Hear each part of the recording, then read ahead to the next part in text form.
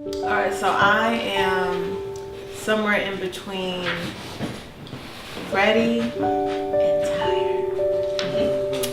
But I am looking forward to us getting all these pieces put together, so I'm excited about that.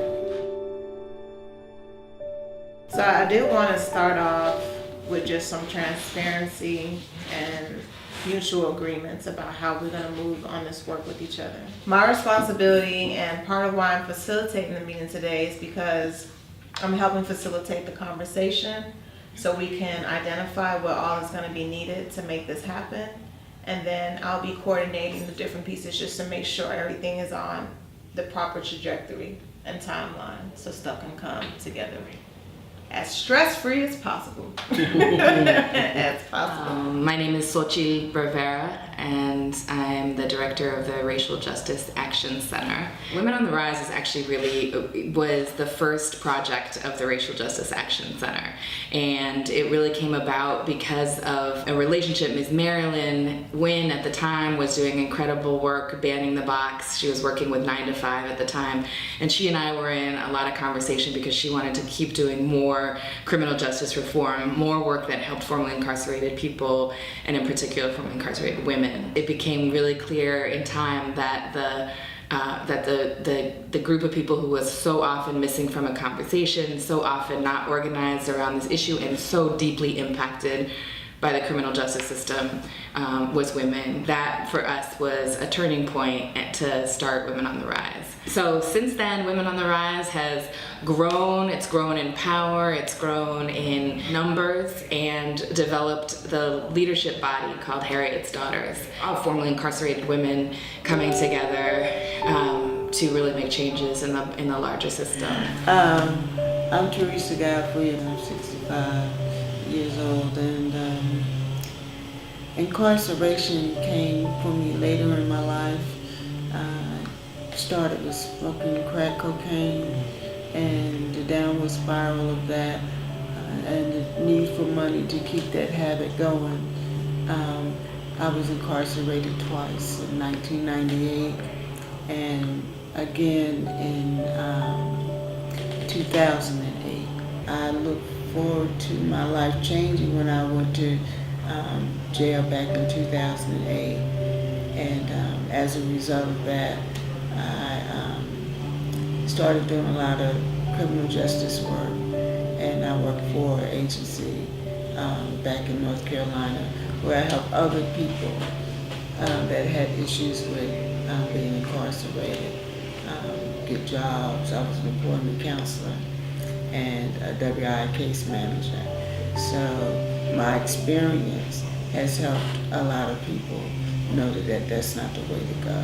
God just started opening doors for me. I went from making no money to $35,000 working for this nonprofit agency, and only thing I had to do was talk about me, where I came from, and as a result of doing that, I seen light bulbs go off in people's faces, and they wanted to hear what I had to say, and I cared enough about people that I didn't want nobody to have to go through what I went through. My official name or title is Dr. Jean Kennedy. I'm a professor. My intersection with the law happened in Georgia, a place called Smyrna. I was visiting the state of Georgia, and apparently Georgia has a law that says after 30 days you have to take out residency. Well, in my case, I was visiting Georgia, so 33 days I was there, and the police pulled me over in Smyrna and asked me to show him my driver's license, and I produced my California driver's license, which was current.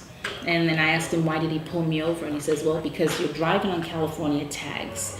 And I said, oh, okay. And he says, how long have you been in Georgia? And I told him, he said, well, you've been here 33 days. And our law requires that after 30 days, you have to take out residency. So I said, okay, so what does that all mean? And he says, well, I have to give you a ticket. And he says, well, we don't have articulation with California, which means if I give you a ticket, there's no way to reinforce that ticket for you to pay that. So I thought to myself, well, that's not my problem, that's Georgia's. In my mind, I'm thinking. So he says, so what I need to do is take you to the courthouse and let's see if a judge can decide what we need to do with this. So he takes me in, and in my mind, I'm thinking maybe I'm going to go see the judge there then. So I go through. It appears like they're booking me because they asked me to give them my glasses and hand over my purse to a female police officer. Then she frisks me, and this is when I'm thinking, now this is a little bit above the norm for Homeland Security or whatever, because I'm not understanding what's going on. I said to them at that point, you're acting like you're arresting me. And that's when they said, yes, ma'am, we are arresting you. It felt just on the outside. It had not yet hit me in the emotions until when they said, ma'am, here's your clothing. Can you please go into that area and change your clothes? It was at that point when I went into that room and had to take off my clothes that I got dressed with that morning that it hit me in the reality. I had been doing social justice work before. And I started incorporating restorative justice because I think that we need to restore the person that's been broken and to make them whole again. My name is Sharon Turner, and I am a returning citizen, which in Georgia means formerly incarcerated. In 1993, I was wrongfully convicted of 2 counts of violation of the Georgia Substance Control Act. I was accused of selling a quantity of cocaine to an undercover narcotic agent, as well as an attempt to sell. They were seeking to entrap my sister, who at the time had been a drug dealer and was no longer selling drugs. So I ended up receiving, to make a long story short, 15 years to serve 10 years. I stayed in, lockdown, solitary. I received a lot of infractions. I became an angry person for being wrongfully convicted, but also seeing injustices served to other women that I met during my incarceration. I understand the system. I tell people the system is not broken. It is designed and is functioning and is doing as it is designed to do. We have to try to do other things and dismantle it and, make some changes in the law and policies. And so that's what pretty much like Harriet's Daughter and Women on the Rise and Racial Justice Action Center is about, the advocacy part and changing policies. We have had some successes getting the marijuana decriminalized a little bit here in Atlanta, where if you have a possession of under an ounce of marijuana, you don't go to jail, you get a citation and a $75 fine. Well, of course, they're not actually upholding that yet, and we're fighting to make sure that they do. And then the other thing is the no cash bail. So if you get locked up on a misdemeanor now, we were part of that effort to get that passed, you don't go to jail. I mean, you may be arrested, but you can sign yourself out, like a signature bond. You don't have to post a cash bail anymore. Of course, they're not following that either. So we're in their face and making sure that we hold people accountable for what they put into law, and to educate and let our community know that these things have happened, because a lot of times information is not disseminated into our communities, and to teach people their rights and know that they have a voice. My name is Carla Taylor. I'm a native of Atlanta. I've been home almost a little over 3 years. I served 15 years in the state of South Carolina for drug trafficking and weapons charge. From being a youth and making silly mistakes, I don't even want to call it a silly mistake. It was a way of survival then. Being here in Atlanta, I've served probably been in the city jail, the jail that we're trying to close now, maybe a couple of weekends back in high school. Now that was a silly mistake. I think then for a traffic violation that I never knew about, but I went downtown to try to find out about it, and they ended up locking me up.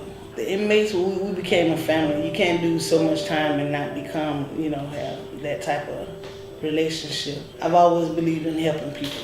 That's just my calling. That's what I do. We talk, I listen, I try to help. I believe in writing letters. I believe in righting wrongs. There was a lot of wrongs, so I wrote a lot of letters to the governor, to different news stations, and they kind of, depending on how extensive I was, they put a little pressure on.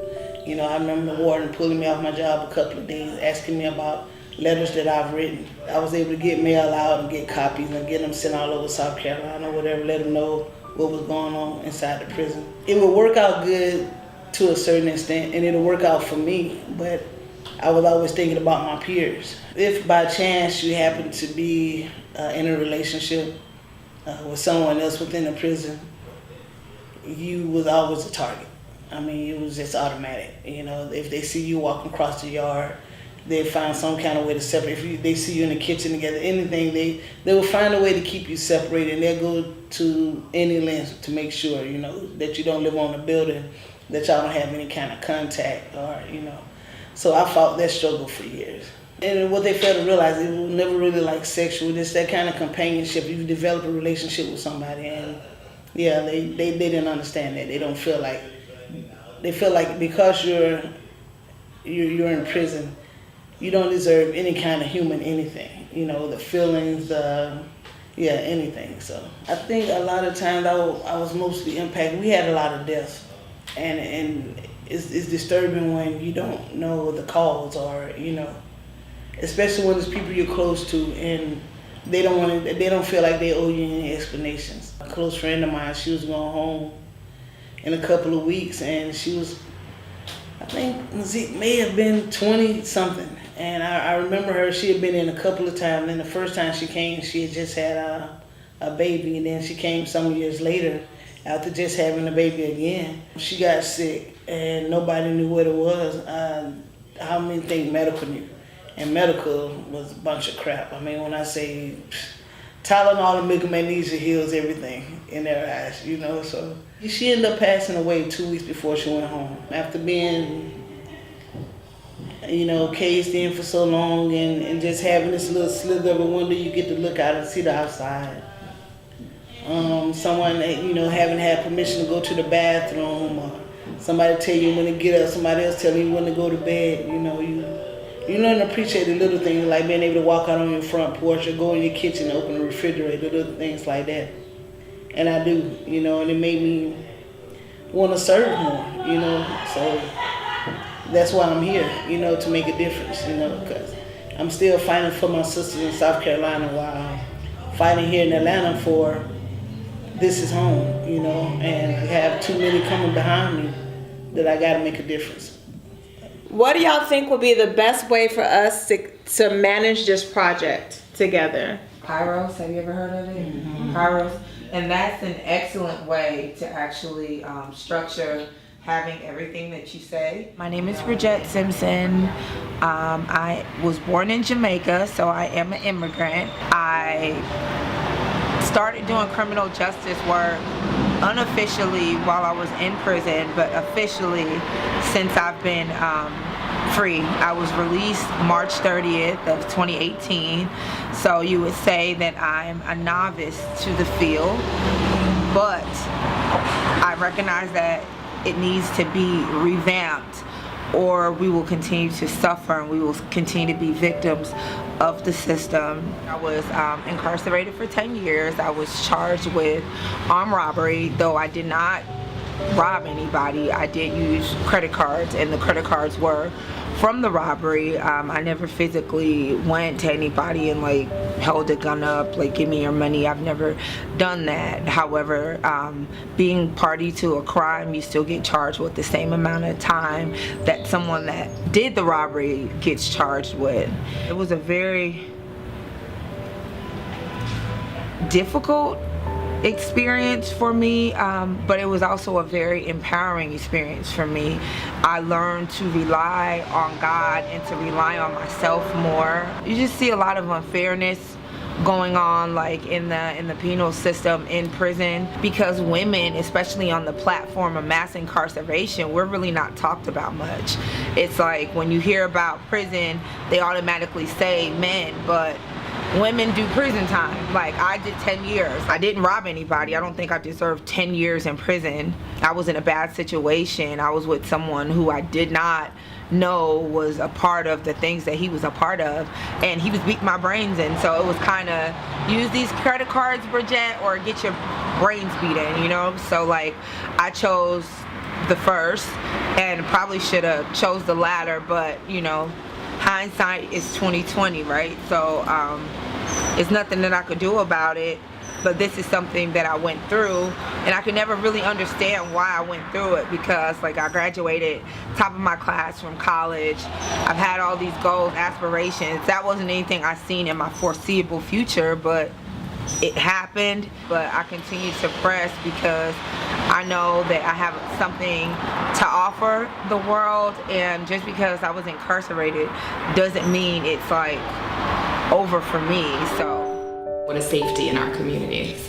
What does safety really mean if it doesn't mean locking people up and putting more police on the streets to patrol? So I think those are the really big and important questions that Women on the Rise and Harriet's Daughter is engaging in. So we're really looking and pushing for that different world where society, where families and communities are safe and whole, and we respond to behaviors that annoy us and to harm in a way that actually heals instead of creates more trauma.